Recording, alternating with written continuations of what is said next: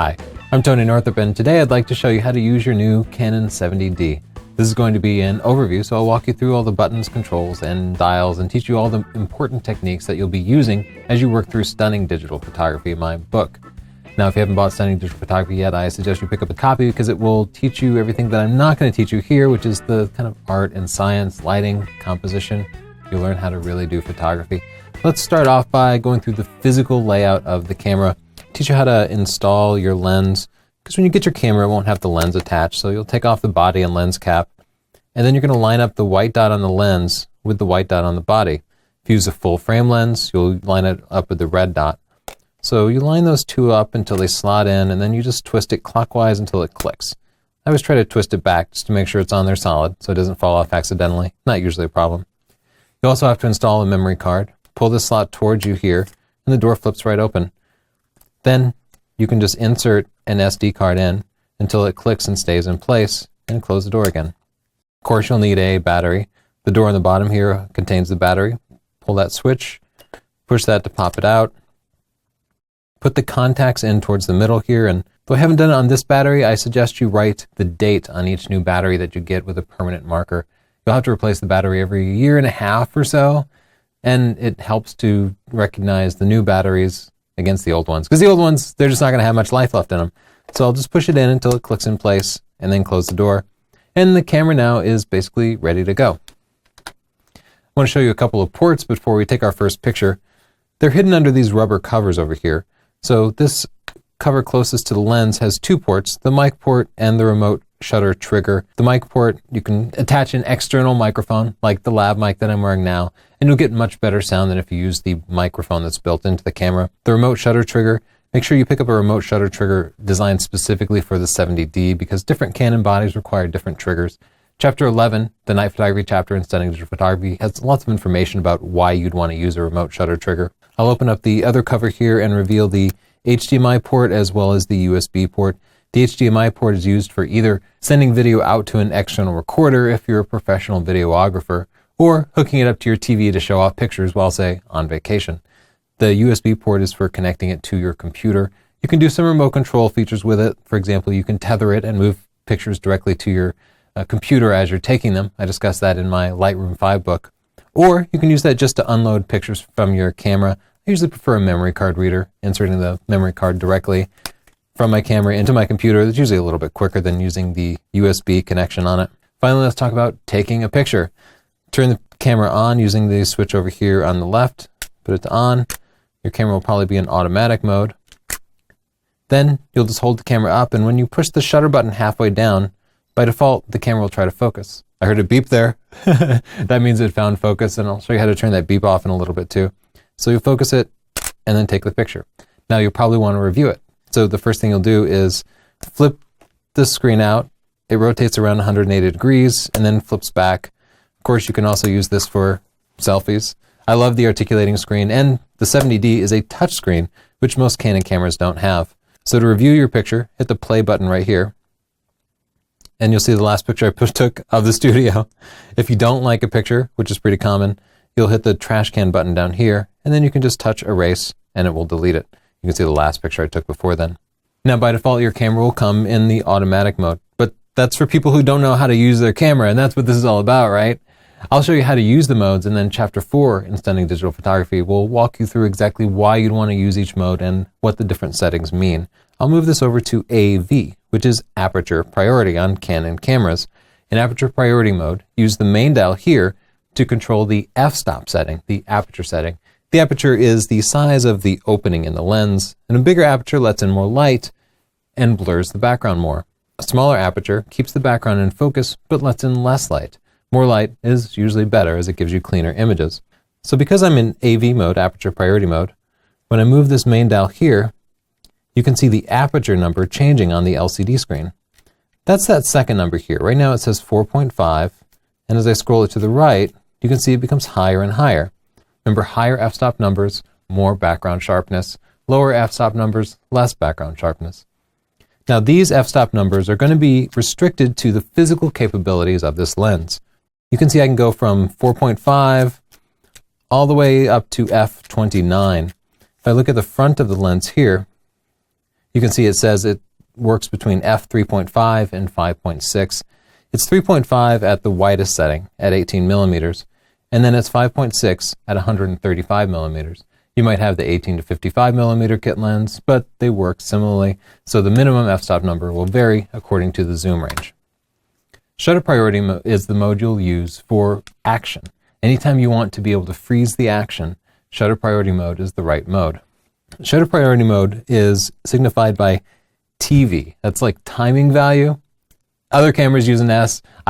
It's hard to remember on the Canons that it's TV, but I'll switch it over to TV, and now the main dial changes its job. Instead of changing the aperture, it's going to change the shutter speed.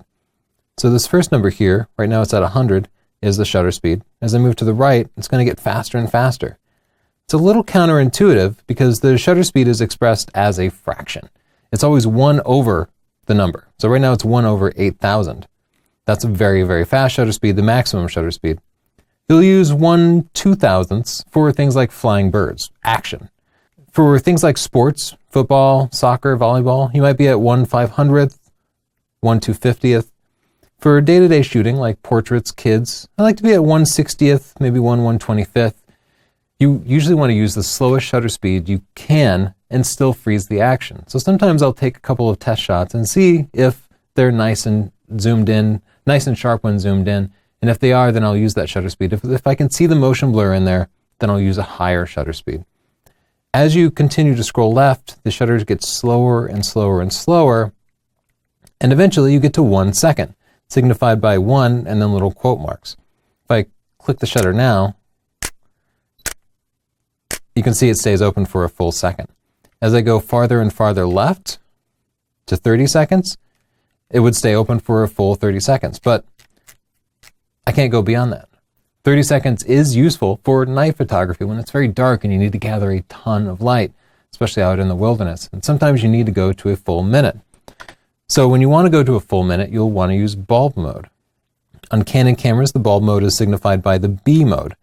So I'll select the B mode. And now in bulb mode, the camera shutter is going to stay open as long as I have my finger on the button here. So I'll hold it down. And you can see the counter here is counting how long I've had the shutter open. So it can be fast or slow.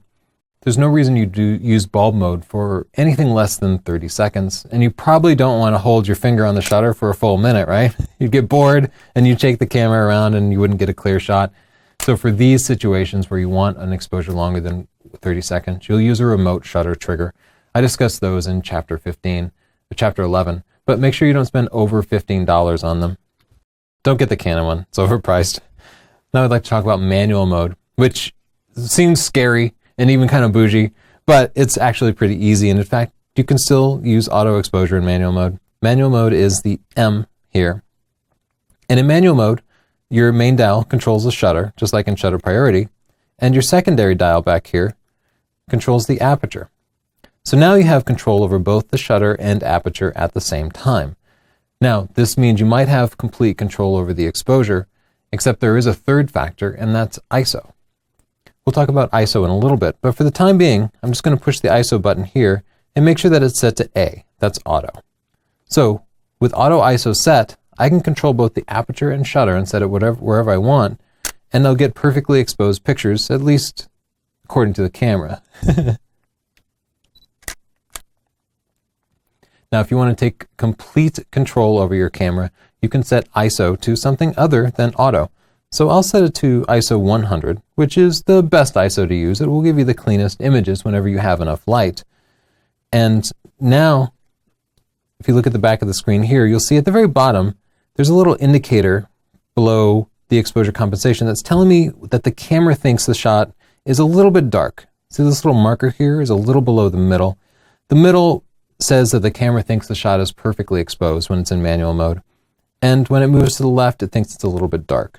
So I'll try using a higher f-stop, and you'll see the preview gets dark. Now the picture is underexposed. And the marker is showing me that, yes, I think the camera thinks the picture is now going to be dark, and it's kind of right. As I move it to the left, and even use a longer and longer shutter speed, now you can see the photo is overexposed. The marker is telling me that it's going to be 3 stops overexposed. Basically, you can use the indicators that normally show exposure compensation. When you're in manual mode, they show you whether the picture is going to be overexposed or underexposed according to the camera's meter. Now, the whole point of manual mode is that you're not necessarily relying on the camera's meter, you're doing all the thinking.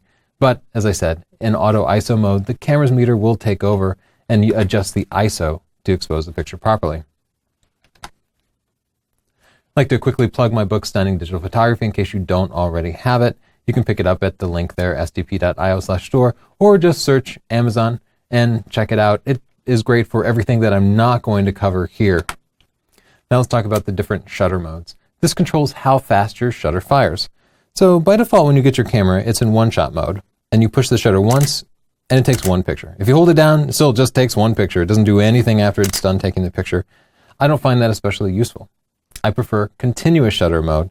So to change it, I'm going to click the drive button here, and then I'll move the main dial to the continuous high mode. You can see there's little blocks here with an H, and the H means high speed continuous.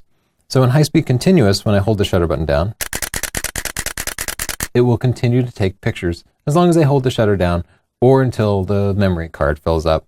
I'll hit drive again and move the main dial again to switch to the next mode. This has the continuous icon, but there's no H. That means it's not high speed mode. It's a little bit slower. If you find yours is taking too many pictures in high speed mode, you can switch to that mode and it slows it down a little bit. So I click the drive button again and scroll to the next mode. I now have an S there. The S indicates silent, but it's not silent. It's just kind of quiet, right? So you can see it's a little bit quieter and it's one shot. Do it one more time and we see multiple boxes. That means multiple shots and silent mode. A little bit quieter. Now, as I go to the next drive option, I'll have two timer options. There's the timer icon with no number, and then the timer icon with the 2. With no number, there's a 10-second delay, and that's great for selfies. Put the camera on a tripod, hit the 10-second delay, oh, it's beeping, it's blinking, then you run around to the other side of the camera, you like put your arms around your wife and kids, and then eventually after 10 seconds pass, there we go. Then it takes a picture, then you run back around and you realize, oh, your kid had his eyes closed. The 2-second timer is useful for tripod work, especially landscapes and night photography. When you push the shutter button, you shake the camera a little bit. But if you wait 2 seconds, especially if it's on a tripod, the camera will steady out, the shakes will be eliminated, and you'll just get a little cleaner picture. So I'll usually use that 2-second delay when I'm on a tripod to get a nice clear shot. If you do change it to something unusual, I suggest switching it back after you're done, because sometimes you'll pick up the camera and realize you forgot the timer, and you go to take a picture, and then it waits 10 seconds. Kind of a pain. I prefer to use continuous high for all my photography. Even if it's just a portrait, I like to rattle off 3 or 4 pictures and then pick the one with the very best expression in it. Now let's talk about the different focusing modes. This controls how the camera's focusing motor works, whether it uses a single shot focusing where it just finds a subject and stops, or continues to hunt for a moving subject. By default, your camera is in one-shot mode, which you can see here in the upper left of the LCD display. I'll hit AF here, and then I can move the main dial to switch between AI focus and AI servo. AI focus is artificial intelligence focus, where the camera does the thinking for you. We don't need that anymore, right? That's for people who don't know how to use their camera. We're going to use AI servo almost all the time with this camera. AI servo will continue to track focus, and if a subject moves, it will just follow them. One-shot focusing can be more reliable with older camera bodies, or camera bodies that don't have such a great focusing system, like the Canon 6D or the T5 or T5i. But the 70D has an awesome focusing system, and I think the AI servo just works great. So I pretty much leave it in AI servo and continuous shutter all the time. As you hold the shutter button halfway, it'll keep looking for a subject and keep refocusing. Just be sure to take a couple of extra shots, and you'll get one that's pretty sharp. Now let's talk about changing different focusing points. The camera has multiple different focusing points, and it can work with all the focusing points at one time. To change the focusing points, you'll push this button here in the upper right. It's got the little box that looks like focusing points. Now you're in the AF mode. You can now push this button here to change between the different focusing points. So I'm going to pull my phone out so I can record through the viewfinder. So now I'll push the focusing mode button and push the button next to the main dial, and you can see it switch between single focus mode, group focus mode, or all focus points. And in all focus points, it will just kind of pick whichever focusing point it wants. You can see here it's using the middle one. As I go to a single focus mode, I'm going to get much more precise focus. Now I can use the thumb dial to change the focusing point, and usually you want to put it right on somebody's eye.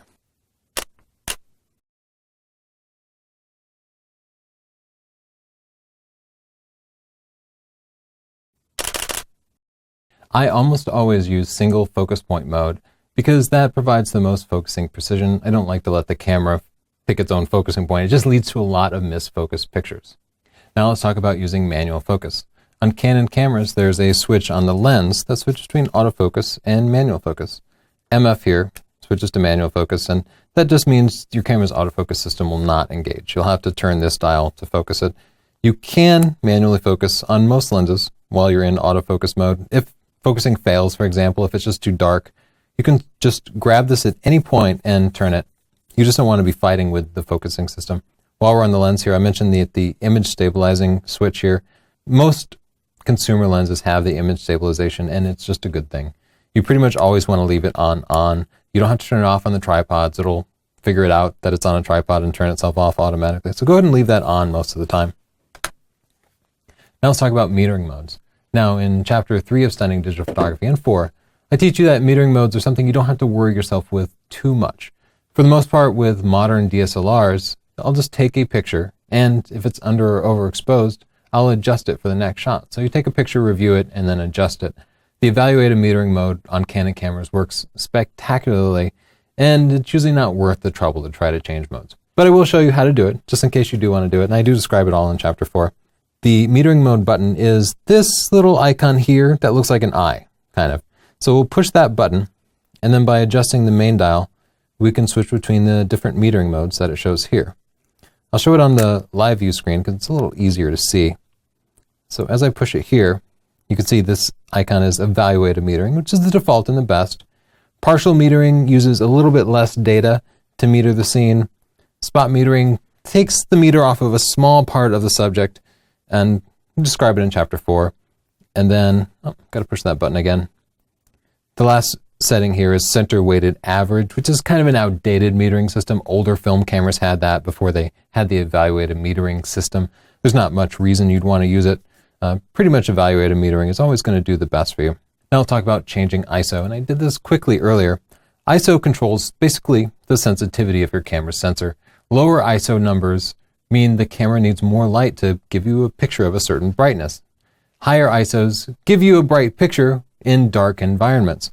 But there's a side effect. High ISOs give you noisy pictures that have this kind of ugly grain in them. So you pretty much always want to use the lowest ISO you can. To change your ISO, hit the ISO button here, and then adjust the main dial. If you're all the way to the left, you'll see an A for automatic. And as you go to the right, you'll start at 100, and then you can go all the way up to 12,800. Showing you on the back of the camera here, it's a little bit easier to read. Auto ISO allows the camera to set it automatically. And until you're confident with ISO, that's the setting you should choose. But if you're in a dark environment and you know you need more light, you can go all the way up high. Oh, pictures are going to be ugly at 12,800, but they're okay up to 3,200 or so. In most situations, you'll want to be at ISO 100. Whenever you have enough light, select ISO 100 for the cleanest possible pictures. This camera has extended ISO that goes up even higher, but it's not turned on by default. So to change it, I'm going to hit the menu button here and go into the menu system. On the third item here, you'll see ISO speed settings. I'll select that, and now I can change the ISO speed range. 100 is always the minimum. I can't go any lower, and there's no reason you'd want to raise it. You can change the maximum to go all the way up to 25,600 though. This will give you a very, very noisy picture, but sometimes that's what you need to properly expose it if you're in like a dark bar or something. Not that I spend that much time in bars, but you know what I'm saying. So now I'll click OK to set that back. I recommend everybody make that change. And then the auto ISO range. If you find, for example, ISO 6400 is just unusable and you don't want the camera to ever use that, you could drop it down to 1600 or 3200. But it might mean that your shutter speed is too slow and you don't get the picture. I prefer to give the camera as much latitude as possible, so I select the maximum ISO for auto ISO of 12,800. So I'll do that and then press OK. Now let's talk about using exposure compensation. This is a system that allows you to adjust the brightness of your pictures. The camera tries to figure out the right brightness for your picture, but sometimes it's just too dark or too bright. So I'll take a picture of my cameraman Justin over here. And as I review the picture, you can see the brightness looks pretty good. But let's say I felt like that was too dark. I wanted to make it brighter. What I would do instead is use this secondary dial back here to increase the exposure compensation. Now, you can see it on the live view display down here at the bottom, or on the LCD display here. The center indicates a picture that's properly exposed, and as I move it to the right, it's going to be brighter and brighter. So each number here, 1, 2, 3, indicates a stop brighter, and a stop doubles the light. So if I go up 2 stops, that's 4 times the light. And that means the shutter speed is going to be 4 times slower, or my ISO is going to have to be 4 times higher. So I'll take another picture with 2 stops of exposure compensation. And what you see now is a very bright picture compared to the previous picture, which was properly exposed. That's because I increased the brightness. So it didn't work out for me here, but in situations where your first picture was too dark, that might be great. I'll drop it down 2 stops. You know what's going to happen, right? Dark picture. Let's see.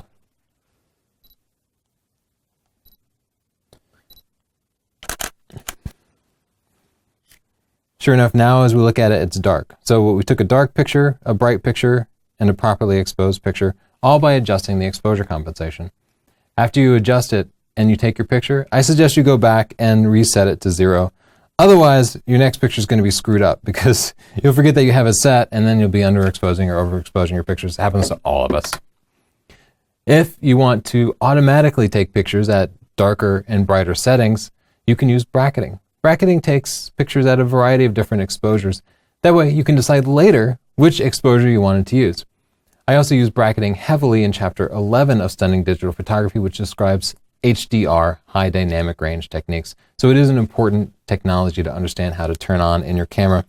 So I'll hit the menu button here, and right under the third camera icon thing, the top item, it's confusingly named Expo Comp/AEB. I don't know why Canon does this. They could just say bracketing. AEB stands for auto exposure bracketing. So I'll select this, and now what we want to do is use the main dial. That's this little symbol here means the main dial, and crank it up. Right now you can see each red line indicates a shot that it will take. It's going to take 3 shots. The left line here indicates it's going to be a couple of stops underexposed, and then there'll be a shot that's properly exposed, and then a shot that's 2 stops overexposed. Once I set that, what you don't want to do is hit the shutter button, because if you do that, it's going to forget your setting. So now it's forgotten it. I have to go back in, adjust it again, and then click the set button here. You have to hit the set button or it will forget it. You can kind of see from the menus that it has little markers under -2, 0, and +2. So now we'll take another shot of Justin to show off the bracketing. Come on. Notice that the camera took 3 shots for me. As I scroll through them, you'll see the last shot was bright, the second shot was dark, and the first shot was normally exposed. So your first shot's always properly exposed, and then underexposed, and then overexposed. That's bracketing. You can also do more than 3 stops of bracketing, which is useful in situations where you might be shooting into the sun. For example, for landscape, only something you need for really high contrast situations where you're blending for HDR. You can control how many stops are in the exposure compensation, not from that previous menu. I don't know why they don't combine it. They don't. You have to go into the custom functions, and let's see if we can find this here. There we go. Custom functions, function 1, exposure, and then number 5 here, you can see the numbers at the bottom, is number of bracketed shots. So there's no reason you'd ever want to do 2 shots, but 5 shots or 7 shots is useful. So if we switch that to 5 shots now, I'll go back to auto exposure bracketing. You can see now it's showing 5 little red lines. That means it's going to take 5 shots for me. I usually prefer to keep it at 5 shots. I find that the most useful for situations where I need bracketing. It's often too many shots, more shots than I really need, but I'd rather have too many shots than not enough. Now let's talk about HDR mode. Though I prefer to just bracket shots and process them on my computer when I'm shooting HDR, the Canon 70D can process your pictures automatically. So I'll show you how to turn that on. It can be a little bit of a time saver, but the good news is that you can always go back and process them yourself. So let's flip through here, and okay, now I see HDR mode is grayed out. That means I won't be able to select it, and that's because I have bracketing turned on. So the first thing I have to do is turn off bracketing. So I'll turn off bracketing and then go back here, and now we can see HDR mode is enabled. I can now select it. So I'm going to select it, and instead of disable HDR, let's select plus or minus 2 stops. Continuous HDR option here means one shot only, means I'm going to take one HDR shot and then it's going to revert back to normal. If you wanted to take HDR shots over and over, you would select it and then select every shot. Oh, another option that you'll want to be sure to select there is auto image align. If you're shooting on a tripod, you can turn this off and speed up the HDR process, but since I'm shooting handheld, I'm going to want to enable that. Now I'll take an HDR shot of Justin.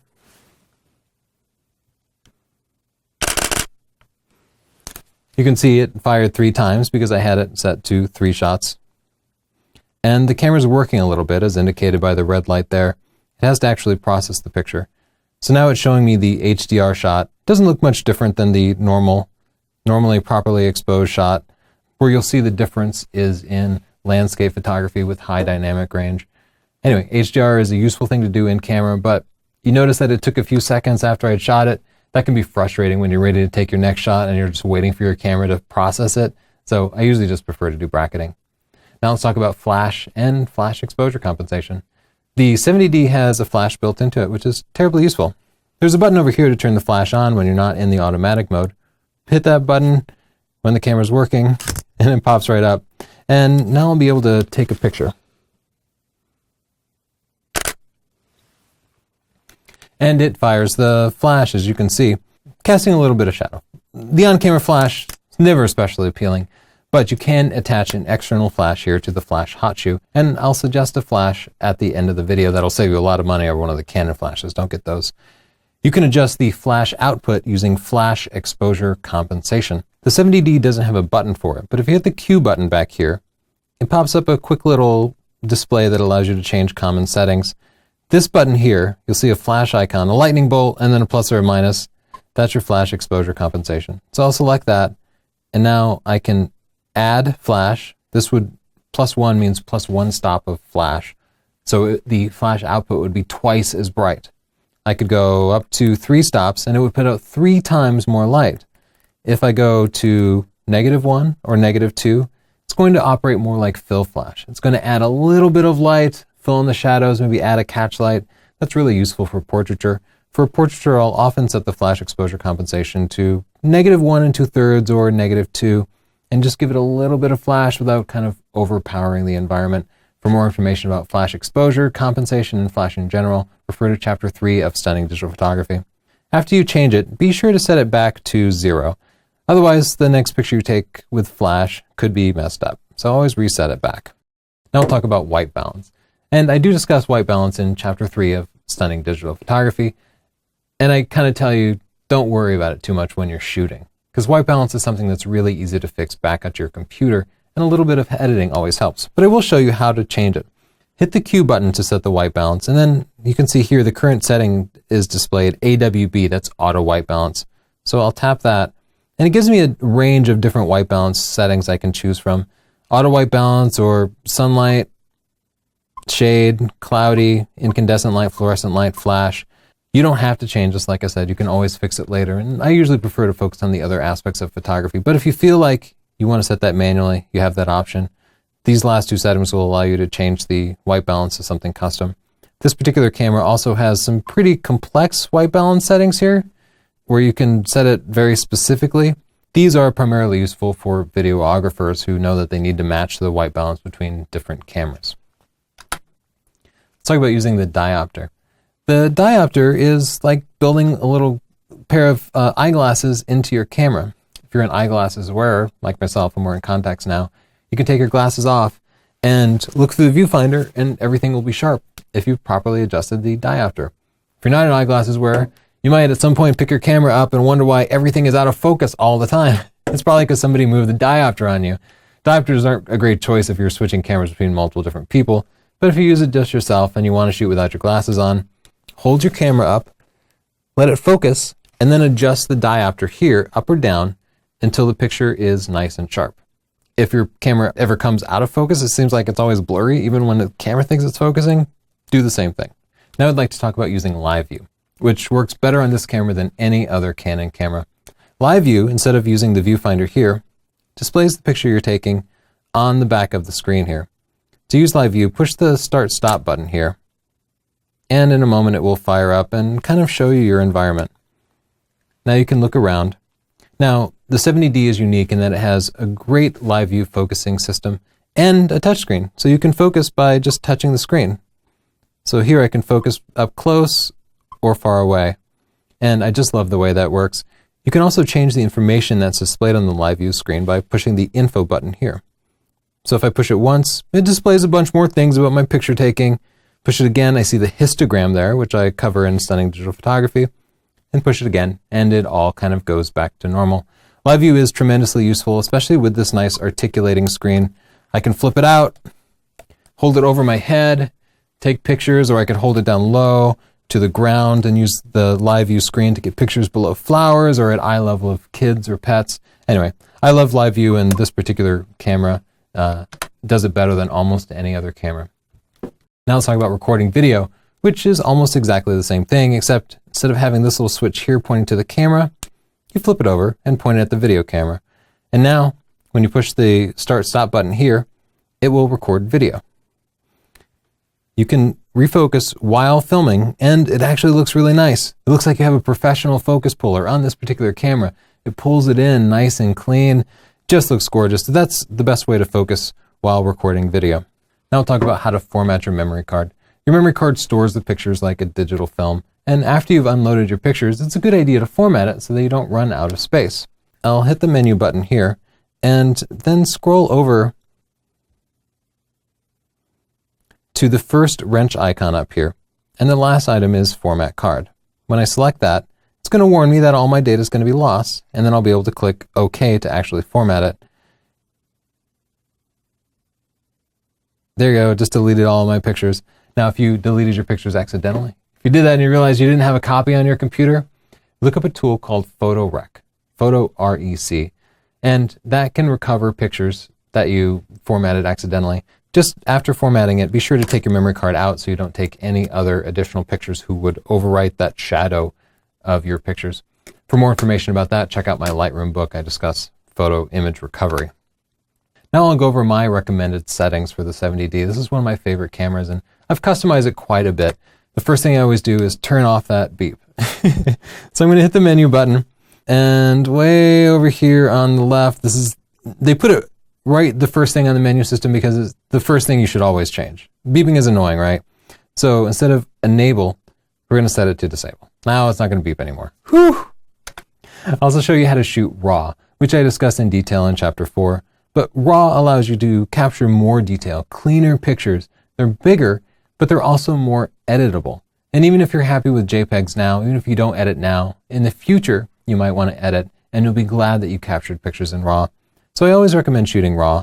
It's the very first menu item, and right now it shows a little curve and an L.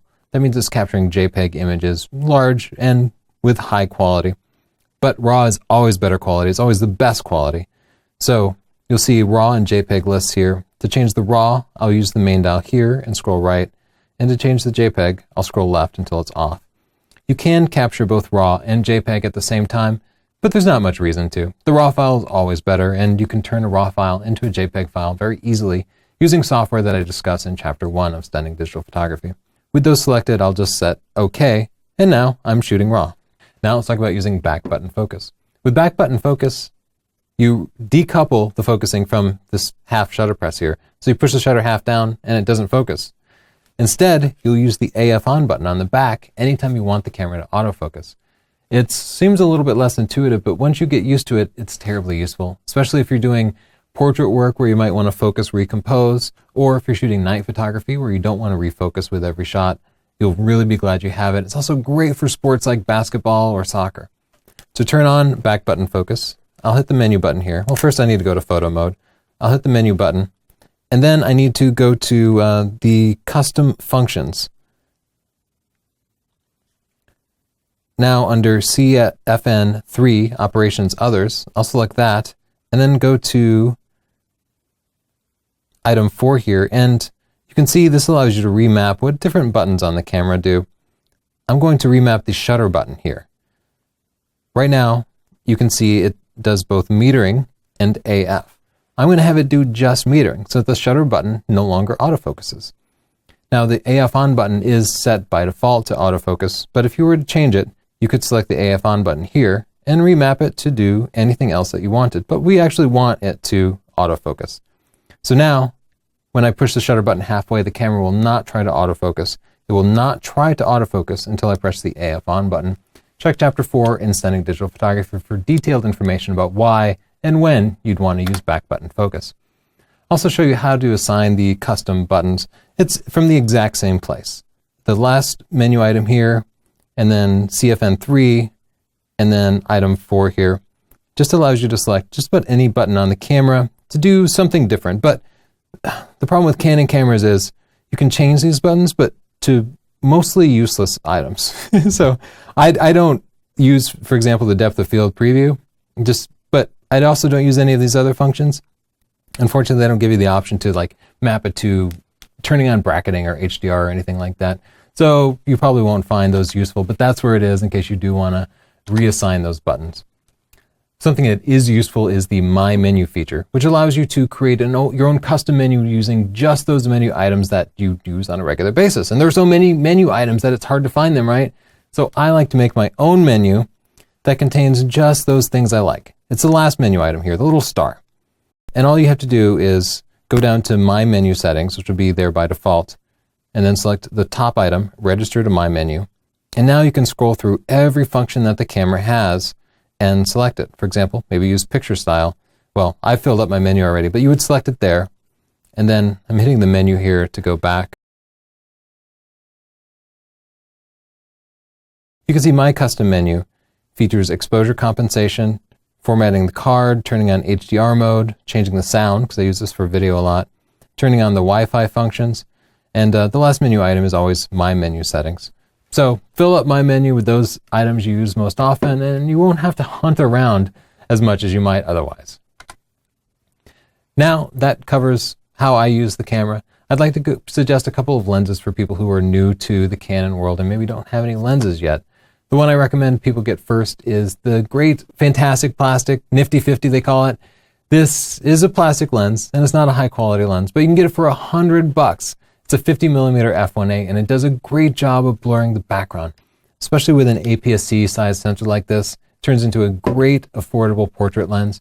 The Canon version will run you about $100 or $120, but Yongnuo, a Chinese company, has recently announced a $40 version that's almost an exact copy. So go to eBay, that's YONGNUO. They have a $40 version that you can buy on eBay. It's like $65 on Amazon, which is why I'm sending you to eBay instead. Anyway, for $40, can't be beat. I'd also suggest this awesome replacement for your kit lens. If you find your kit lens pictures aren't sharp enough or you're struggling to get good pictures in low light, this works great in low light because it's a much faster lens. It lets in several times more light, and it's unbelievably sharp. You will get professional sharpness out of it. It's kind of pricey, $800, but it's a Sigma 18-35 f1.8. You can check our YouTube channel for a review of it, and just check it out on Amazon at sdp.io/s35. For more serious portraiture, I'll suggest a zoom lens. The Sigma 50-150 f2.8. This produces sharper results than those portrait lenses designed for full-frame cameras, and it's a little bit less expensive too, at about $650. So use that link there to check it out. If you're into wildlife, this is an awesome wildlife camera with a great focusing system. I suggest picking up, if possible, a used copy of the Canon 400mm f5.6. New, they're about $1,300. Used, they're about $1,000. You can get them at the link shown there, sdp.io/c400. And the used ones are great because this lens is built like a tank and never collects any dust. Anyway, I got mine used and I've had it for like a decade and it's still going strong. It takes sharper pictures than any of those zooms. Don't get one of those zooms for wildlife, get that. I'll also suggest an excellent flash for you. Another Yongnuo suggestion here. The Yongnuo YN568EX2 is $125, and it's more powerful than any of those Canon flashes and works better, and it's a way cheaper price. By the way, I'm suggesting a couple of Sigma and a couple of Yongnuo lenses here. I'll let you know I have no affiliation with any hardware manufacturers. I've never accepted money or any free gear from any equipment manufacturer, so my recommendations are unbiased. I'll also suggest a tripod. This is a great starter tripod, the Dolica GX600. It's just $50. It's not the best tripod in the world, but it's a great value for the price, and it will pretty much always serve you as a good travel tripod. So when you get to chapter 10 and you want to try out night photography, you're going to love having that thing around. One final plug for my book, Stunning Digital Photography, which will teach you photographic techniques, the art and the science of photography, which is so much more than pushing buttons and dials. Lighting, composition, posing, mood, expression, storytelling. These are the key parts of photography. Getting down the camera mechanics is important, but it's a small part of it all, and I'll teach you all of that with SDP. I'll suggest you check out my Lightroom 5 book. When you start to do post-processing, which you should do right away, Lightroom is the tool to use, and will also organize your pictures for you. Finally, if you're into lenses and gear, if you want to find out what the best flash is, or you want more tripod recommendations, my photography buying guide has lots of quick recommendations, as well as in-depth information about different camera bodies from just about every major modern manufacturer. All these come up with a full money-back guarantee. If you don't like it, just email me. I'll give you your money back. You can check them all out at our store at this link here, or just go to Amazon and search for my name, Tony Northrup. I appreciate your time. If you want more free videos, including instructional videos, just subscribe to this YouTube channel. Please tell your friends about it. And if you liked it, click like. Thanks so much. See you later.